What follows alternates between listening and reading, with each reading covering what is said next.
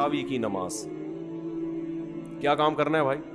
اور تراوی 20 رکعتیں ہیں, 8 رکعتیں بولو نہیں. حضرت عمر سے 2 روایتیں, ایک 8 والی اور ایک 20 والی, کہ حضرت عمر نے کتنی دیکھو نبی صلی اللہ علیہ وسلم نے تراوی کی کتنی رکعتیں پڑھی ہیں, کوئی بے غبار حدیث میں ہمیں اس کا تذکرہ نہیں ملتا. بس اتنا ہے کہ 3 دن پڑھی ہے, بس کتنی پڑھی ہے ہمیں نہیں پتا. یہ ہمیں حضرت عمر کے عمل سے پتا چلتا ہے, کیونکہ حضرت عمر بدعتی بولو نہیں ہو سکتے, کیونکہ انہوں نے جب جماعت سے 20 رکعتیں پڑھائی ہیں حضرت عمر نے, تو اس کا مطلب نبی نے ان 3 دن میں کتنی پڑھی تھی. اور ایک ضعیف روایت میں اس کا تذکرہ بھی ہے کہ نبی نے 20 رکعتیں پڑھی ہیں. تو ضعیف روایت کی تائید جب خلفائے راشدین کے عمل سے ہو گئی تو وہ ضعیف بھی عملاً کیا بن گئی, صحیح بن گئی ہے وہ. تو حضرت عمر سے 2 ہیں, 8 بھی اور 20 بھی. 8 والی پر امت نے کسی امت نے عمل ہی نہیں کیا, کیونکہ وہ بالاتفاق مضطرب ہونے کی وجہ سے ضعیف ہے, سند کی وجہ سے نہیں بلکہ مضطرب. کیونکہ جو راوی حضرت عمر سے 8 بیان کر رہا ہے وہی کتنی بھی بیان کر رہا ہے, 20 بیان کر رہا ہے. اور جب ہم صحابہ کے دور میں دیکھتے ہیں تو ہمیں سب جگہ 20 نظر آ رہی ہیں, 8 کہیں بھی نظر نہیں آ رہی. تو یہ کیسے ممکن ہے کہ حضرت عمر نے 8 شروع کی ہوں اور کوفہ, بصرہ, دمشق, شام, مصر سب جگہ 20 ہو رہی ہوں؟ اس سے پتہ چلتا ہے کہ حضرت عمر سے جو 20 والی روایت ہے وہ صحیح ہے, 8 والی صحیح نہیں ہے. اور اس کی سب سے بڑی دلیل یہ ہے کہ موطا امام مالک میں ہے 8 رکعتوں والی, جو امام مالک نے نقل کی ہے, لیکن امام مالک خود 8 کا فتویٰ نہیں, وہ خود 20 سے زیادہ کے قائل ہیں, وہ تو 20 کے بھی نہیں 36 کے قائل ہیں. تو یہ کیسے ممکن ہے کہ کتاب کا مؤلف 8 والی ذکر کر رہا ہو مگر خود اس روایت کو وہ اس پر عمل نہ کر رہا ہو؟ ان باتوں کا کسی اہل حدیث عالم کے پاس جواب نہیں ہے. ترمذی میں ایک روایت پیش کی جاتی ہے امام احمد بن حنبل سے, یہ روایت ہے کہ اس میں کوئی مخصوص عدد ثابت نہیں ہے, جتنی چاہے پڑھ لو. لیکن امام احمد کی جو اپنی اصل کتابیں ہیں فقہ کی, اس میں امام احمد کے شاگرد جو امام احمد سے ذکر کرتے ہیں وہ ذکر کرتے ہیں امام احمد بن حنبل کے نزدیک بھی 20 رکعتیں مختار ہیں. سمجھ نہیں آ رہی میرا خیال ہے بات؟ تبھی فقہ حنبلی میں تراویح کی رکعتیں کتنی ہیں؟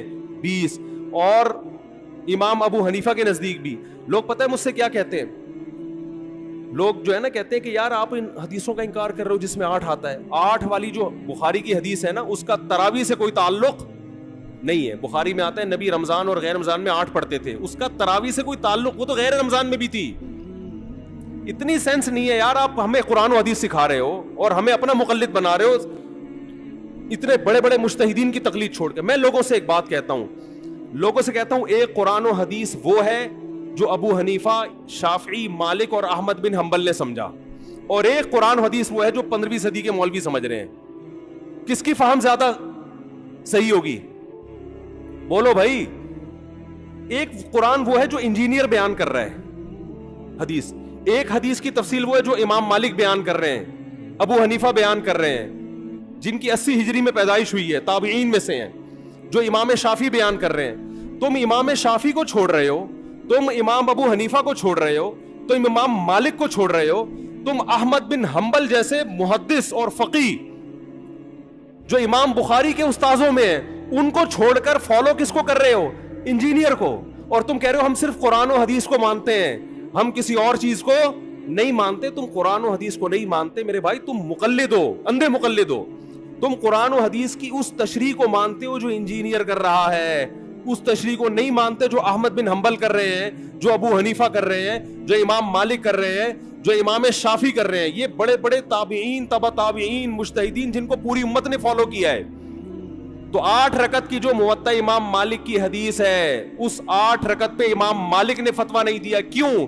اس لیے کہ وہ حدیث مضطرب ہے, اس میں راوی ایک بیان پہ ٹکتا نہیں ہے, کہیں 20 بیان کرتا ہے, کہیں 8. جب راوی کے بیان میں تضاد ہو تو حدیث مضطرب ہونے کی وجہ سے رد ہو جاتی ہے. اور میں آخری بات کر کے بیان کو ختم کرتا ہوں, یہ جو تراویح کا لفظ ہے یہ 8 رکعتوں پہ فٹ ہی نہیں بیٹھتا ہے. اس کا بھی میں جواب سوال کر رہا ہوں لیکن کوئی جواب نہیں دے رہا. دیکھو اپنی مرضی کے سوال بنا کے جواب دے دیا کرو تو لوگ واہ واہ کریں گے. آپ میرے ساتھ یہ ہو رہا ہے, میں جو بیانات میں اعتراض کرتا ہوں نا اس کا جواب نہیں مجھے ملتا. خود سے اعتراض بنا کے کیا کر دیا جاتا ہے؟ جواب. جیسے میں نے بتایا تھا کہ حرم میں 4 مصلے تھے, حنفی, مالکی, شافی, حنبلی, 4 مصلے تھے نا کئی سو سال تک, جو کہ نہیں ہونے چاہیے, ایک ہی ہونا چاہیے تھا مصلی. تو لوگوں نے اعتراض کیا 4 مصلے تھے حرم میں, یہ دیکھو کتنا غلط, یہ حنفی مالکی ایسے ہوتے ہیں. تو میرا سوال یہ تھا کہ 5واں کیوں نہیں تھا اس وقت؟ اس کا مطلب 5واں فرقہ وجود میں آیا ہی نہیں تھا, وہ اب پیدا ہوا ہے. وہ ٹھیک ہے 4 غلط تھے, لیکن اس غلط کو بھی صحیح ان 4 میں سے ایک نہیں کیا ہے. سمجھ رہے ہیں کہ نہیں بھئی ایک امام ہونا چاہیے, 4 الگ الگ جماعتیں نہیں ہونی چاہیے. لیکن اس کا مطلب 700 سال تک امت یہ سمجھتی رہی کہ اہل سنت والجماعت کے 4 نمائندے ہیں, 4 مکتب فکر, 5واں کوئی تھا ہی نہیں, لہذا اس کا کوئی مصلی تھا ہی نہیں. تو سوال یہ تھا, لیکن جب سوال یہ پوچھا جائے تو ایسے جواب ملتا ہے کہ وہ سوال ہی پی جاتے ہیں. سوال یہ جواب یہ دیا کہ غلط ہو رہا تھا, یہ بدعت ہے, اور یہ بدعت ہے, یہ ناجائز ہے. تو ہم کب کہہ رہے ہیں کہ صحیح تھا بھائی وہ؟ لیکن یہ پوری دنیا میں نہیں ہو رہا تھا, یہ صرف حرم میں ہو رہا تھا. اور اس کو ختم بھی حنبلیوں نے کیا ہے کہ نہیں جی امام ایک ہونا چاہیے, سارے چاہے حنفی ہو شافی ہو اس امام کے پیچھے نماز پڑھیں گے. سمجھ میں آ رہی ہے بات کہ نہیں آ رہی؟ تو سوال یہ تھا کہ 700 سال یا 400 سال تک امت کی نمائندگی ان 4 مکاتب فکر نے کی ہے حرم میں, 5ویں نے کوئی اپلیکیشن بھی نہیں دی. اس کا مطلب 5واں تھا ہی نہیں. اور جو آپ یہ مختلف الفاظ بیان کرتے ہو کہ امام احمد بن حنبل اہل حدیث تھے, فلاں میں اہل حدیث تھے, تو امام احمد بن حنبل اگر اس طرح کے اہل حدیث تھے تو پھر امام احمد بن حنبل کے فالوورز کو اہل حدیث کیوں نہیں کہا جاتا ہے, حنبلی کیوں کہا جاتا ہے؟ نہیں آ رہی بات میرا خیال. یہ ایسے ہی ہے جیسے جماعت المسلمین والے کہتے ہیں کہ ہم نبی کے دور سے ہیں, اور پھر بخاری میں دکھاتے ہیں جماعت المسلمین کے الفاظ. او بھائی یہ والی جماعت المسلمین نہیں تھی, یہ تو باقاعدہ آپ نے رجسٹر کروائی ہے 1975 میں. وہ جماعت المسلمین صحابہ کو جماعت المسلمین کہا گیا ہے.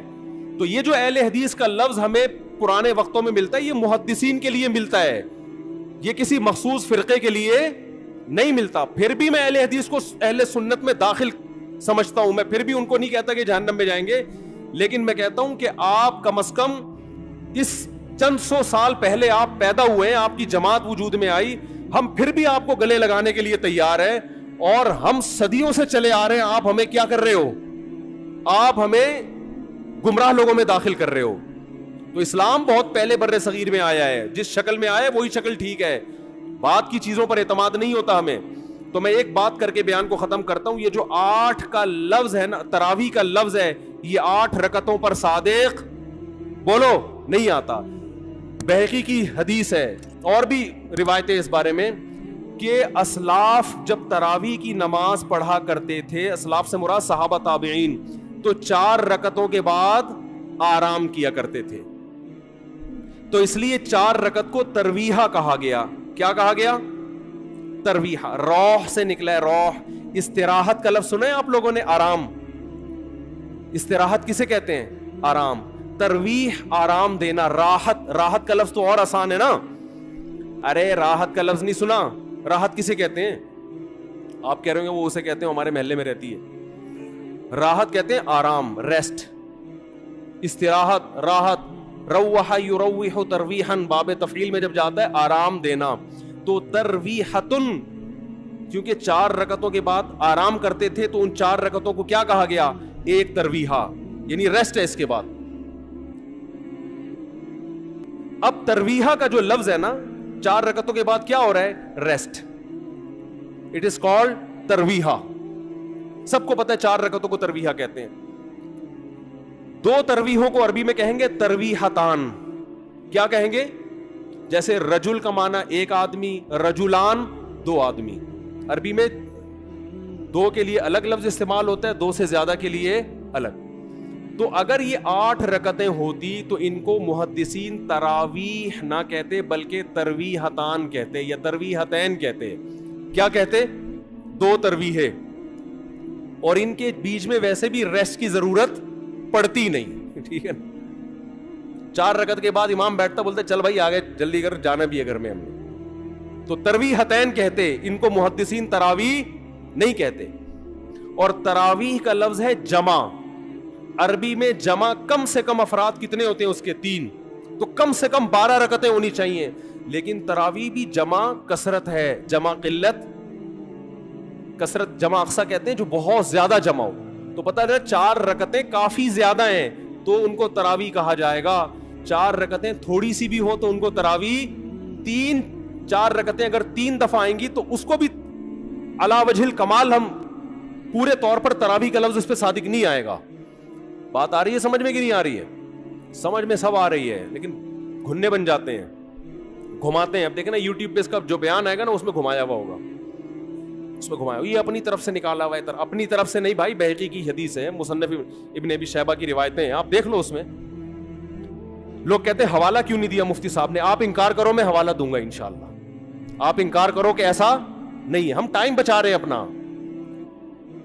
وہ مجھے کہہ رہے تھے نا اس بحث میں کہ مفتی صاحب آپ دلیل دو, جو دعویٰ کرے دلیل اس کے ذمے ہے. میں نے کہا دلیل اس کے ذمے اس وقت ہے جب سامنے والے دعوے کا انکار کرے. میں نے ستار بھائی کو میں نے کہا کہ ستار بھائی تم نے 1 لاکھ روپے لیے ہیں. ستار بھائی کہہ رہے ہیں نہیں, ہاں لیے ہیں. تو مجھے کیا ضرورت ہے میں گواہ پیش کروں کہ دلیل دوں؟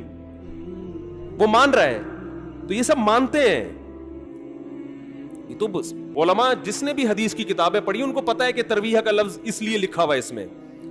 تو اسلاف سے مسجد نبوی میں حرم میں ایک رمضان بھی ایسا نہیں گزرا جب سے حضرت عمر نے 20 رکعتیں شروع کرائی ہیں کہ 20 رکعت سے 1 رکعت بھی کم ہوئی. زیادہ تو ہوئی ہیں, کم بولو نہیں ہوئی ہیں. ایک امت اتنی بڑی گمراہی پر 1400 سال سے جمع ہو گئی.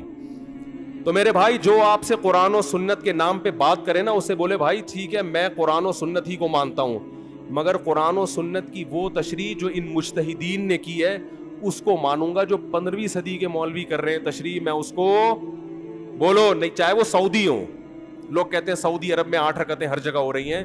سعودی عرب میں آج ہو رہی ہیں, 100 سال پہلے کے سعودی عرب میں 8 رکعتیں کہیں بھی نہیں ہوتی تھی.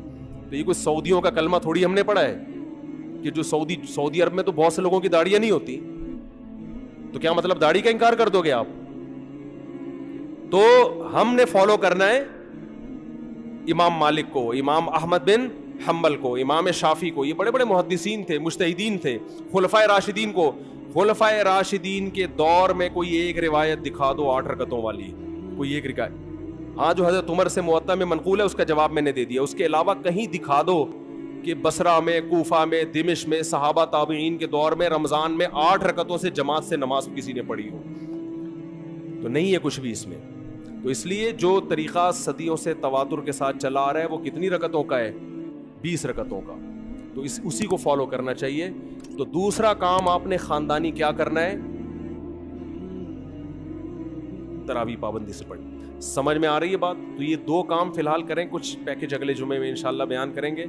تو اسی سے انشاءاللہ اللہ کی محبت کی چنگاری آپ کے دل میں پیدا ہوگی. اللہ ہمیں سمجھنے کی, عمل کی توفیق عطا فرمائے.